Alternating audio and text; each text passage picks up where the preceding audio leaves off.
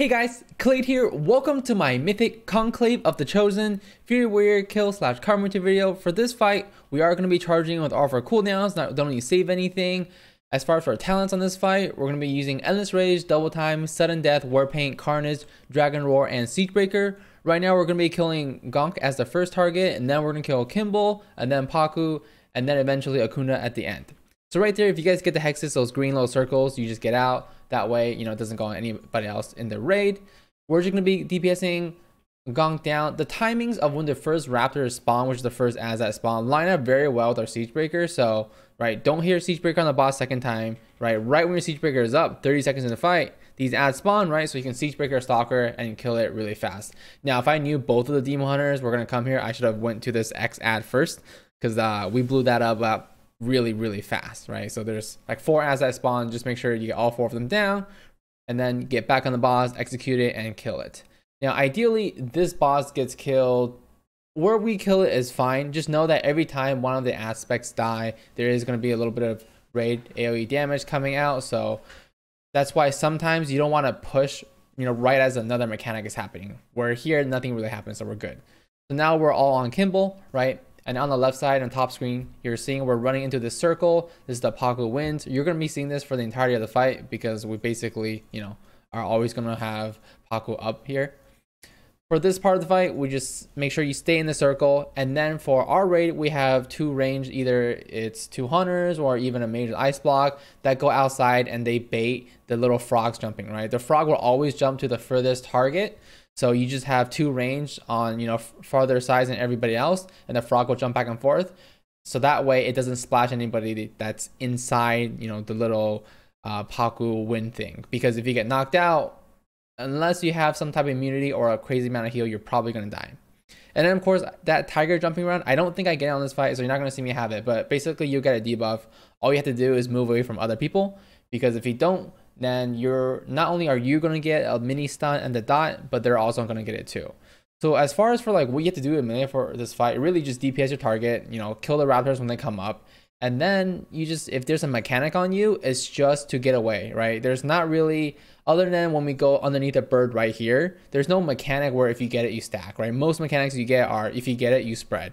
And there'll be another mechanic coming up later too. So you guys see I got off of Kimball to hit Paku just for a little bit, just for shits and giggles, because we don't want to push Kimball right here, because depending on when you push him, so we want to kill this guy right after that win is over, because it makes it so the lightning mechanic that Akuna does doesn't sync up with the bird flapping down. Because if you get the lightning spread right as the bird is like doing the flap where you have to stand together, there's very tight space, and a lot of our wipes are because of that.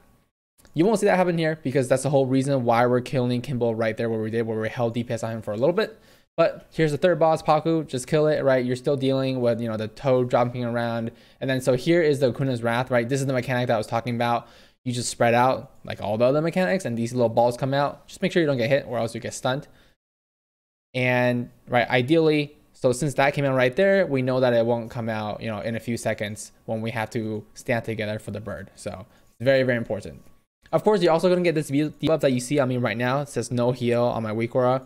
Basically, this is the mythic mechanic where, Bonsomni gives you a debuff. As long as you have that debuff, you can't be healed. So, and when you get the debuff dispelled, it just jumps to the closest member in your raid. So ideally, what you do is if somebody's low, you dispel it. If they're 100% HP, you just leave the debuff on them. So once again, whenever stocks are up, priority is always to kill them. So whenever they're up, always go get them. Obviously, if that one's right there is at like 5% HP, you don't need to charge over there and kill a 5% HP because it's going to die by the time your charge finishes, right? That's like the only exception. But generally, just kill those as fast as you can. We don't really have timings that we care about for when we kill Paku. We kind of just kill it whenever. But yeah, so here I have the Akuna's Wrath. So I stand outside, right? Make sure I don't walk back into that thundering storm. So I'm chilling out here a little bit more. Now here's the part that kind of sucks a little bit, right? So we're about to enter, the last kind of burn phase, right? This is the last aspect up. And basically, after this Paku's Wrath here, we'll be good to go. So we lust here. We call for lust, everything. I thought the tanks were going to bring the boss inside. They don't. They leave her out for Thundering Storm, which is totally fine. But I already popped all my cooldowns. It was a pretty big mistake. And I basically lost most of my recklessness. So that was unfortunate. So here's the leap. Oh, I do get the debuff. So the guy leaps to you, the tiger leaps to you. So I just leapt out of the raid, make sure that nobody else was around me. Thundering Storm, make sure I get away from the boss, make sure I don't get hit right there, and then you DPS the boss, and that's basically it for the fight. So as you can see, it's a very, I guess, not melee friendly fight, because every mechanic that's in there is just spread out. So obviously, if you have like, everybody is already ranged, you're already spread out. And of course, there's also a mind wipe, just have it dispelled. I think a lot of guilds, if you have Shadow Priest, which I think a lot of guilds now do, right? Because the ranged dot cleave is so strong, they can just mass dispel it. So what we do is that if you have that debuff, you just run into the middle of the room, like where I'm standing right now, basically, and just have it be debuffed, mass dispelled if a healer doesn't like single dispel it, right? And that's it for the fight. As far as for melee, super simple. Get a mechanic, stand outside, kill the raptors as fast as you can. And then of course, the order that we kill it is Gonk, Kimball, Paku, and Akunda. And as always, thanks for checking out the video, guys. Feel free to subscribe to see more. See ya.